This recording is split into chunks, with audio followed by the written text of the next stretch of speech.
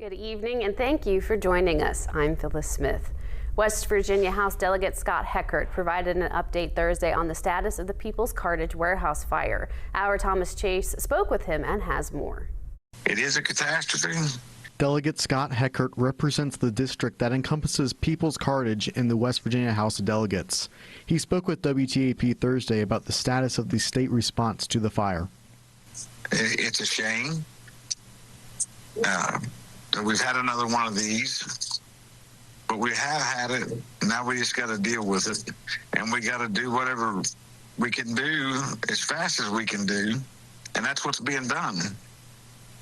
I mean, we live in a great community, and we have wonderful first responders, and they done the best they could do, and they done a great job. While there have been comparisons to the 2017 Ames fire, Delegate Heckert says that there is a key difference between the two. At the Ames location, they weren't real helpful. Peoples Cartage people have been very helpful and easier to work with. But with the second major warehouse fire in Parkersburg in less than a decade, Heckert says that there are now discussions being held in the legislature about potential legislation to prevent another warehouse fire. But I can tell you this, there are conversations being had about looking into things to make things a little more tighter on these places.